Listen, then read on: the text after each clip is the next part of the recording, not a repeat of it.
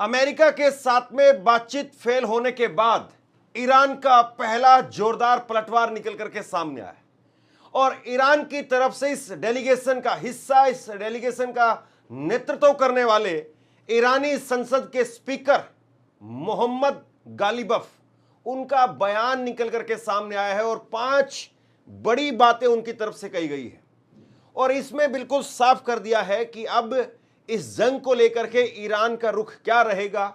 बातचीत के दौरान क्या कुछ हुआ वो भी साफ कर दिया गया और ईरान की तरफ से कैसी कोशिशें की गई, अमेरिका की तरफ से कैसी कोशिशें की गई, वो सारी चीजें उन्होंने साफ कर दी।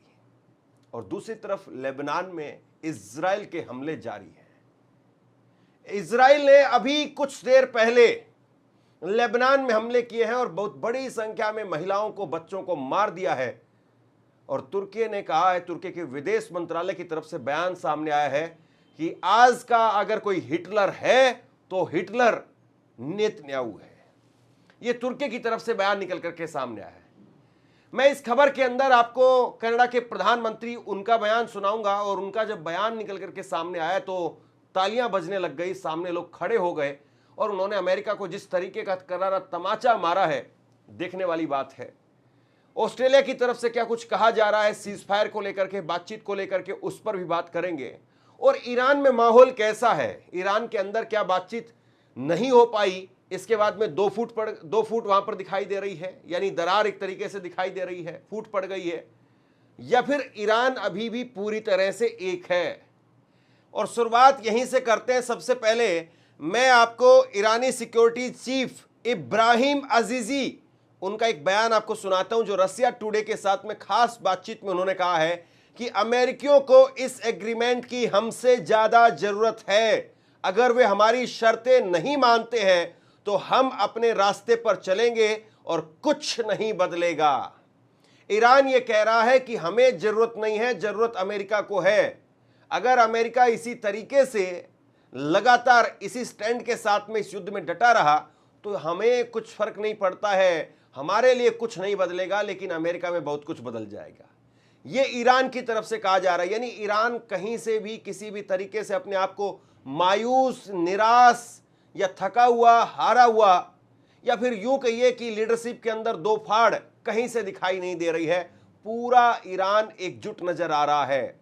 और इसके बाद में अब अपनी स्क्रीन पर ये आप बयान देखिए। ये ईरानी संसद की तरफ से, ईरानी सांसद हैं, इन्होंने ट्वीट किया है और ईरानी सांसद ने ट्वीट करके कहा है कि स्टेट ऑफ होर्मुज को सोशल मीडिया के जरिए आप नहीं खुलवा सकते हैं। ट्रुथ सोशल के जरिए आप स्टेट ऑफ होर्मुज को ओपन नहीं कर सकते हैं। Only Iran can do this, यानी केवल Iran he state of Hormuz को खोल सकता है। डोनाल्ड ट्रंप साहब, आपके ये ट्रुथ सोशल पर जो धमकियां आप दे रहे हैं, इससे स्टेट ऑफ होर्मुज खुलने वाला नहीं है।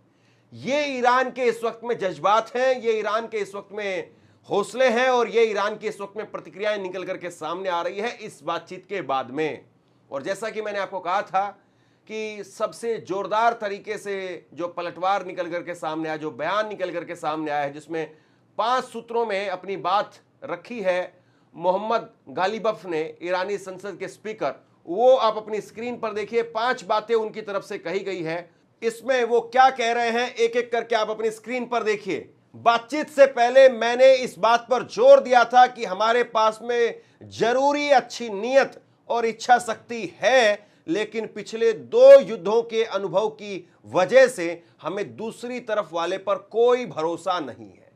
यानी अगर आसान भाषा में कहूं तो मोहम्मद गालिबफ साहब वो कह रहे हैं कि साहब, हमें पूरी तरह से जो विश्वास था अमेरिका के ऊपर कि ये कुछ नहीं करने वाले हैं, ये वो धोखा देंगे और धोखा ही इन्होंने दिया है।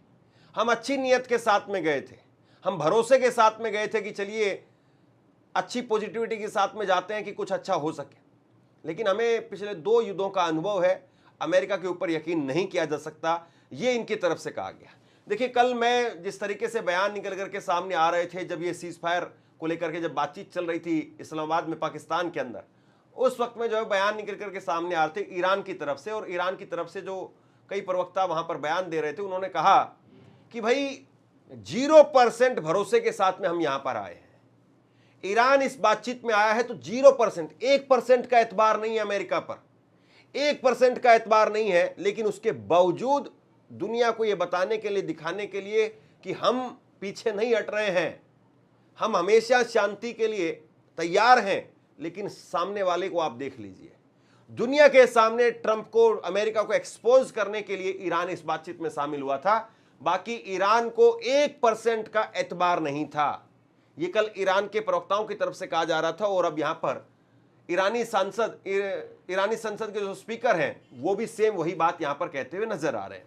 इसके आगे उन्होंने कहा कि एक तरफ ईरानी डेलीगेशन में मेरे साथी थे जो मिनाब 168 वाली सोच को आगे बढ़ा रहे थे, उस पहल को आगे बढ़ा रहे थे, और दूसरी तरफ अमेरिका का डेलीगेशन था जो हमारा भरोसा जीतने में नाकाम रहा। इसके आगे उन्होंने कहा कि अमेरिका हमारे लॉजिक और प्रिंसिपल्स को समझ गया और अब यह तय करने का समय है कि वह हमारा भरोसा जीत सकता है या नहीं जीत सकता है। यानी ईरान जो है वो स्पष्ट कर रहा है कि भैया हम तो पॉजिटिविटी के साथ में अभी भी आगे बढ़ रहे हैं और हमने अपने सिद्धांतों को सामने रखा कि हम मर मिटने के लिए तैयार हैं, झुकने के लिए तैयार नहीं हैं। हमारा कितना ही नुकसान हो जाइए, लेकिन हम किसी भी कीमत पर, किसी भी पॉइंट पर हम कॉम्प्रोमाइज नहीं करेंगे। ये उनकी तरफ से कहा गया। और अब अमेरिका को देखना है कि वो क्या उनके भरोसे को जीत सकता है या नहीं जीत सकता है। तीसरा उन्होंने कहा कि हम हर आईने को ईरानी राष्ट्र के अधिकारों को बनाए रखने के लिए मिलिट्री लड़ाई के साथ साथ अथॉरिटी डिप्लोमेसी का एक और तरीका मानते हैं और हम ईरानी राष्ट्रीय बचाव के लिए 40 दिनों की उपलब्धियों को मजबूत करने की अपनी कोशिशों को एक पल के लिए भी नहीं रोकेंगे। यानी अगर आसान भाषा में कहूं तो वो ये कह रहे हैं कि भाई हम हर तरीके से अपने आप को जो है वो सामने रख रहे हैं, हर तरीके से दुनिया के सामने अपने आप को पेश कर रहे हैं, और हम हर तरीके से ईरान के बचाव के लिए, ईरान के हित में जो फैसला होगा उसको हम उस फैसले को हम लेंगे और उस फैसले के साथ हम खड़े रहेंगे। और जो 40 दिनों में हमने जो कुछ हासिल किया है उसके लिए हम बिना एक पल भी गवाए हम लगातार आगे बढ़ते रहेंगे। यानी ईरान कुल मिलाकर के ये कह रहा है कि भैया 40 दिनों में जो कुछ हमने हासिल किया, सुबह भी मैंने आपको बयान बताया था, सुबह भी ईरान की तरफ से कहा जा रहा था कि भैया जो कुछ अमेरिका यहां पर हासिल करना चाहता है वो है जो वो युद्ध में नहीं जीत पाया।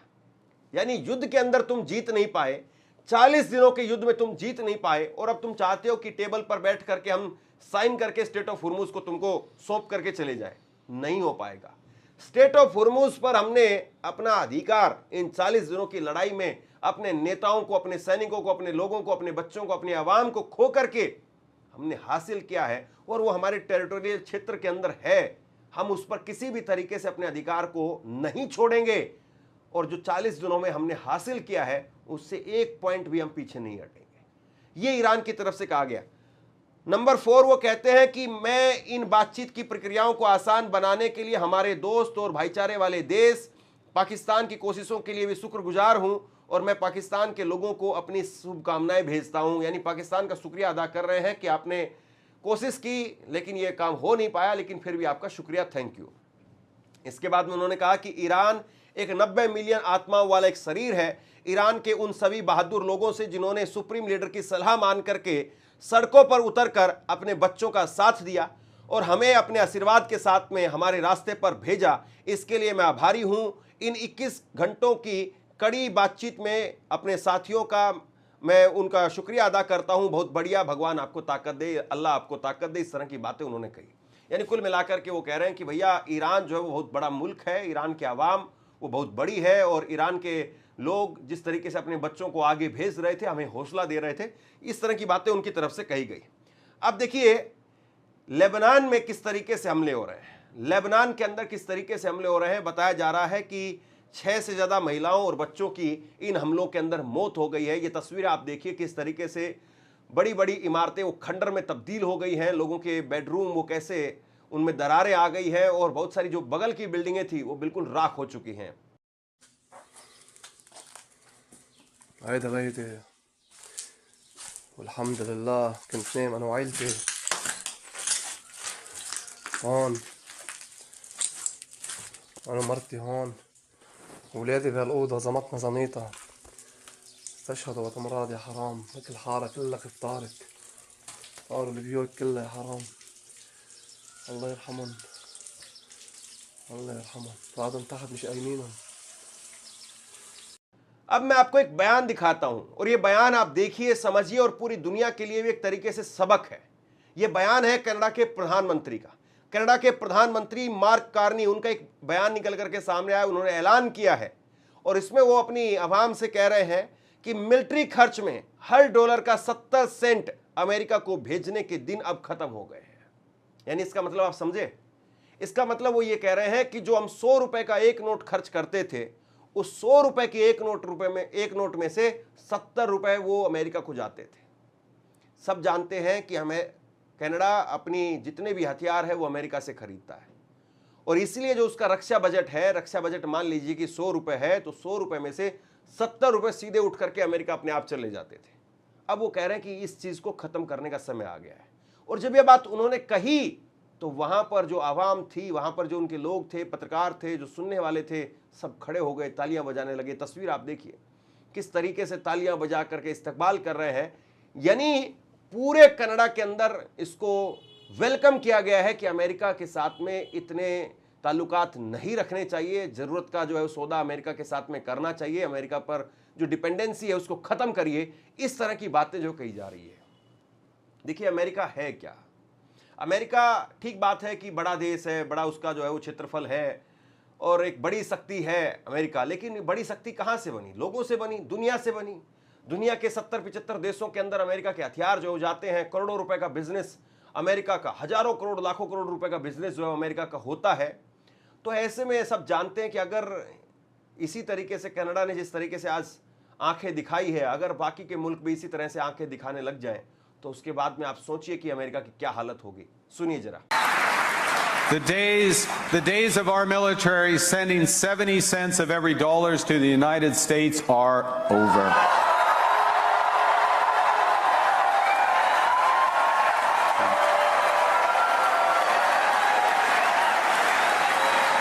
अब इसके बाद में मैं आपको तुर्की का बयान सुनाता हूं और तुर्की की तरफ से कहा गया है कि आज अगर कोई हिटलर है तो वो नेतन्याहू है। सुनिए जरा। तुर्की के विदेश मंत्रालय ने इजराइल के प्रधानमंत्री बेंजामिन नेतन्याहू पर तीखा हमला करते हुए उन्हें आज के समय का हिटलर बताया।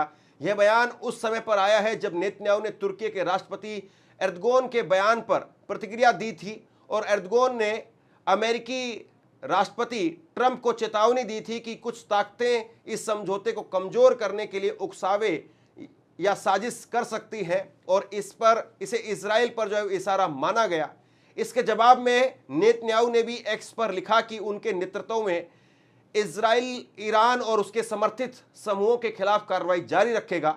उन्होंने एर्दोगन पर आरोप लगाया कि वह ऐसे समूहों का नेतृत्व करते हैं या उनको देते हैं जो अपने ही देश में कुर्द नागरिकों के खिलाफ कार्रवाई कर चुके हैं। यानी मतलब नेतन्याहू जो है वो एर्दोगन को जो है वो आईना दिखाने की कोशिश कर रहे थे, लेकिन पूरी दुनिया जानती है कि बार बार नेतन्याहू का यही सपना है कि पहले ईरान और उसके बाद में तुर्की। तो ये जो सोच है और यही सोच जो है वो कहीं ना कहीं आप सोचिए कि दुनिया के अंदर इजराइल को डिफाइन करती है कि कैसा मुल्क है जो ये कहता है कि हमें क्या एग्जिस्ट करने का हक नहीं, लेकिन दूसरे लोगों को लगातार मारता रहता है। ये नेतन्याहू की सोच है और जिस वक्त में कल जब शांति वार्ता हो रही थी उस वक्त में भी इसी तरह से लगातार हमले हो रहे थे। अब मैं ऑस्ट्रेलिया का बयान आपको बताता हूं। ऑस्ट्रेलिया की तरफ से कहा गया है कि अमेरिका और ईरान फिर से बातचीत शुरू करें। ऑस्ट्रेलिया की विदेश मंत्री पेनी व्योंग ने अमेरिका और ईरान से सीज फायर बनाए रखने और फिर से बातचीत शुरू करने की अपील की है और उन्होंने कहा कि यह निराशाजनक है कि इस्लामाबाद में अमेरिका और ईरान के बीच हुई बातचीत बिना किसी समझौते के खत्म हो गई।